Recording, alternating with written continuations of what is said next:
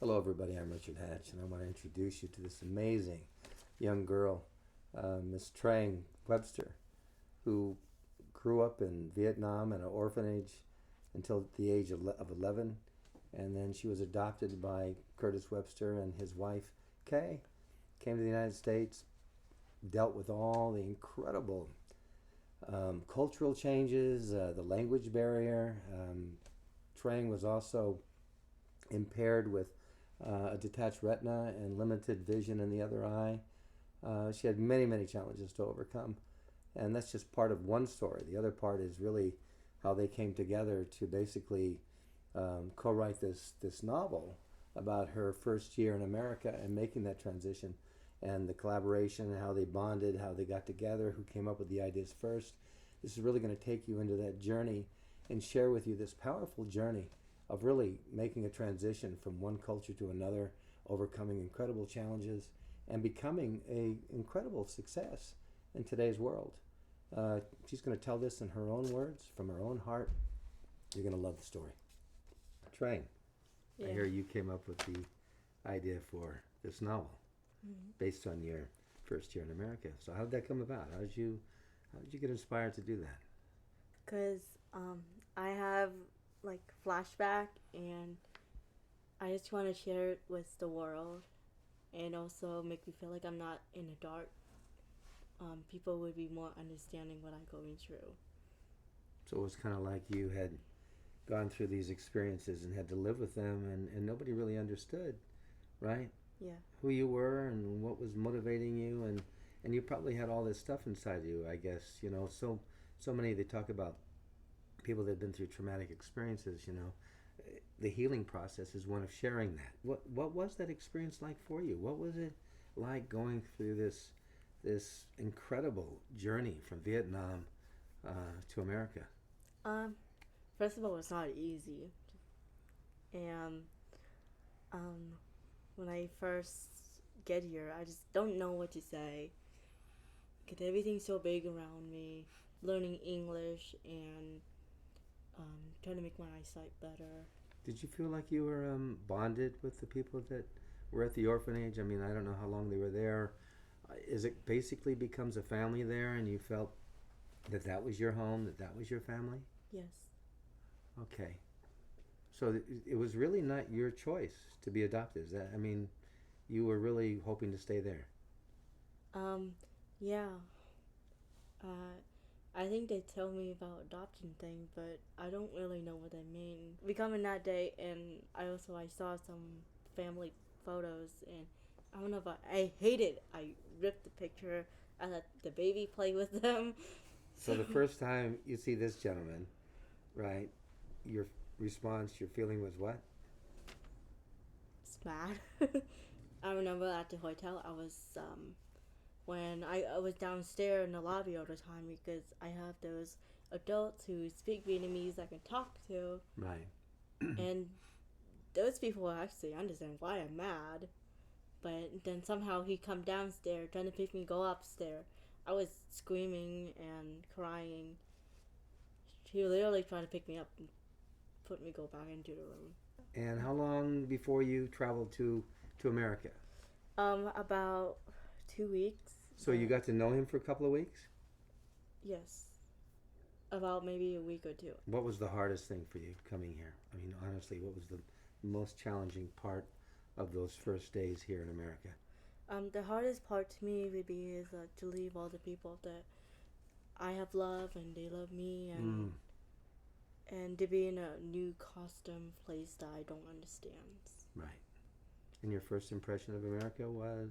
Ugh. Really? Yeah. All these crazy cars and people. What? What was the worst part of it? I thought it's weird, ugly, and whatever. Yeah. You know. So it was a big turnoff coming to America. Did you enjoy the flight? You'd never been in a plane before. Was that No. fun? No, that was painful too. It's painful. I mean, my ear hurt. I don't know what to do. I cry.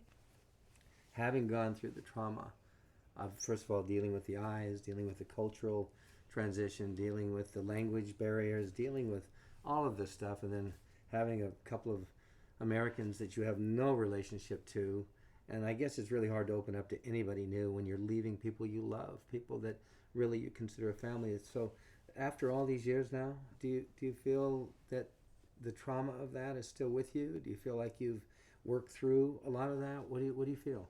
It's a challenge, not giving up because I knew I have to go through this some point. And I'm not like any other people who just want to run away. I thought so many times to run away, but never happened because I wanted to get to it. To this is life. This is not just me. This is like my whole world that opened to me, and I need to take a chance. I just can't not take the chance to sit back and cry about it every day. Unfortunately, not everybody may be as strong as you are, you know. And so I think maybe this story is going to really give them some insights into, how they can find that strength within them to not give up when everything seems impossible and to just keep going. And I know with you, what blows me away is that, my God, you are a black belt in karate as well? Yeah. Right. How did you do that? How did that come about? Um. Well, I guess about 2008 when we went to my sister camp, co-Cambodian camp, and it's another cultures camp, and we have kickboxing. And I was having fun learning kickboxing. So I knew from that moment I wanted to do something fun. I wanted to do karate. So when we found Master Ocolano, and before that, we found other karate instructors. We would tell them I had vision problem, and they didn't have to deal with that, helping me through. And they don't sound like they're exciting to, willing to helping me. Mm. When we found him, Master Kalana, we just happy that he was really excited to help me out. Curtis, why don't you make room for Master Ercolano so he can tell us a little about teaching Trang karate? The interesting thing is I didn't really get to hear the depth of everything of Trang's story. But the visual impairment was something I was very interested to work with, seeing as martial arts does require full-sightedness most of the time, especially in the stand-up kicking, punching art like what we do. For depth perception, you need both eyes functioning. Right. And so when an incoming technique is coming, it's hard to register, the distance and timing. I mean, those are important elements of martial arts. We do a lot of spinning techniques. So if she's going on her blind side, that's something that she should have to imagine what she's about to hit, as opposed to most of us be able to see what we're about to hit. I remember the first time I actually sparred with her and kicked her in the head. And I think, and again, I think my own naivete, I didn't realize the extent of her visual impairment. And so, I wanted to test the water with her to see what she is capable of doing. And one of the things that she got angry and she fought back. That's indicative of her inner character. I don't go out of my way to personally bond with students. I like to keep a certain amount of distance, but it's hard to resist. And someone who's, again, there's an obvious drive in her that I can respect, and so I'm going to go the extra mile for anyone that does that. I think it's reinforced my position as a martial arts instructor to always put the honest expectations on the student. Because if someone with her limitations can achieve what she's achieved, it really takes excuses away from a lot of people. Besides, he didn't give me the belt. I worked for it. He never gave me any break. Come on. But he was tough on you. He was tough on me. But that's the case. Because he know I can do better. Curtis, why don't you slide back in now? How has the relationship between the two of you grown? We've grown so much better than I met him the first day. Yeah. Go by so fast. Takes us about maybe 4 years for me to give him my trust. Took 4 years for him to earn his trust for you? Yeah. And what helped that process? I mean, what changed that for you? I guess he more aware when I need, more closer. And also he willing to get anything to give me a lot of help. I go to counseling. Now I don't really need counseling because now I can come up to my parents and say anything I want to say. Right. And so finally you realized that, number one, he wasn't going to give up. Number two, he was trying really hard Yeah. to help you, even though he didn't know how to help you or connect to you, right? Yeah. Yeah. So I hear there's an interesting game that you guys came up with that created this, or at least opened the door for this bonding experience called, and I hope I get this name right, Moonguyen? Is that Yes. it? So Yeah. that's a funny name, although I like the name. What does that mean, and how did that come about? It's a Moonguyen. It's a nonsense word that I don't even know how we made it up. And it's like, I made him do crazy stuff, and it's a game that I be in control. He couldn't make any control. I get to control the game.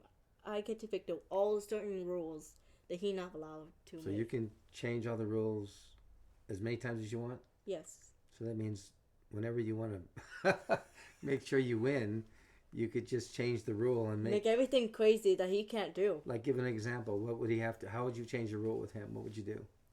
I probably make him, like turn his back from the basketball court and bend down his knee, close his eye, throw in the basketball to see if he made it. If he didn't make it, he's lose. I win. So the question is, with all these rule changes, did he ever win?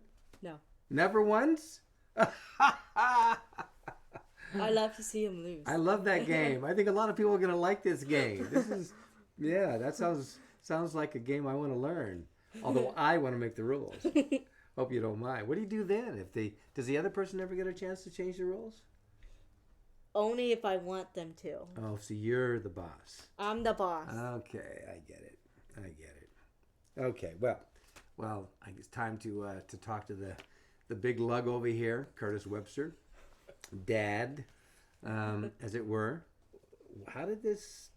First of all, I mean, I'd really love to ask you how that first meeting was for you when you met Trang over there, because that had to be truly, I mean, honestly, to meet your potential forthcoming daughter for the first time. We went to Dillon International Adoptions, which is out of Tulsa, and on the website there are all these pictures of these kids all over the world, great looking kids. We came to her picture and I said, stop. That's it. That's her right there. I knew, looking at that picture, that she was my daughter. And we found out, we read more, we found out about the vision problem. She was actually described as blind. I mean, we were told she was blind by the agency. And I said, I don't care, it doesn't make any difference. I know that she is meant to be in our family. But we walked into the orphanage and again sort of absorbed this this sense of just tragedy with all these little kids who, and I can't even describe some of their disabilities. They're that bad. And the orphanage director said, okay, we'll go get your daughter now. Brought her out, and that happy, smiling, radiant girl that we'd seen on the screen on our computer was not what walked out into this playroom we were in. She just sat there kind of staring off into space with a look that said, I'm ignoring you. If I ignore you long enough, you won't exist anymore, and then I won't have to deal with you. I remember when we left the orphanage, I kept trying to take her hand. I kind of wanted to walk hand in hand with and she did exactly that. I wanted to walk hand in hand with my daughter, and she just was ignoring us, wanted as little to do with us as possible. And that's entirely understandable.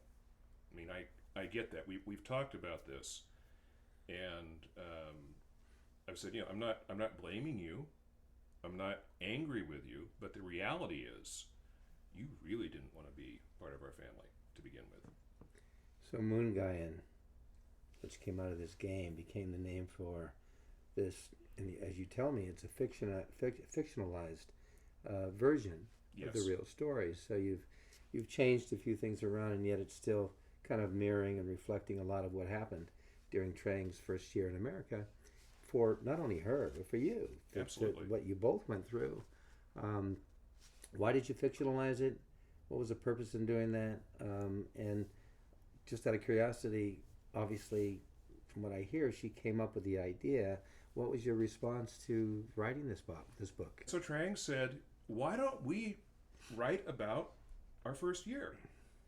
And it was like almost instantaneous. Well, of course. I knew that it was something that I could write from the heart. There were certain aspects of our relationship I wanted to really focus on. So I did things like Cam, the daughter in the novel, is an only child. There are no other siblings. I kind of wanted to take that complication away from things. I made Randy and Shelley, the adoptive parents, kind of immature and self-absorbed. I wanted to take away the advantage that we'd have of the parenting experience. And I really wanted to incorporate the Moonguyen game into this. I don't think we were going to call it Moonguyen at that point, but that game was so important. That silly, absurd game had been so important in our bonding experience that I really wanted it to be central in the book. So like I made Randy a basketball coach. What was the process of collaboration? How did you collaborate? Did you talk about a chapter? Did she write it? Did you edit it? Did you write it? Did she edit it? How did you collaborate? How did you work together? Well, we first started off, I don't know, we spent, a week or so, maybe 2 weeks, kind of talking about it. Talking about which parts of our experience we wanted to put in this, which parts we didn't want in, how we wanted the characters to develop. And then I would actually sit there and write it. And then I would read it to Trang, and Trang would either say, Dad, that works really, really well, or she would say, you forgot this, or I don't like the way that works, or what if we did this? And a lot of times, just in that conversation, we would come up with things that we hadn't thought of. Did that bring you together, Trang? It bring me closer. It also helped me that, work together is the key to get everything, get book done. Yeah. And how are you feeling now that the book's done? How do you feel? Good. Yeah? I think this is going to be an incredible book, dealing with her real life challenge of honestly coming to a foreign country, overcoming her eyesight impairment, having a detached retina, the language problem, dealing with, again, which I thought was really touching, dealing with the fact that, at the orphanage she had bonded. That had become her family.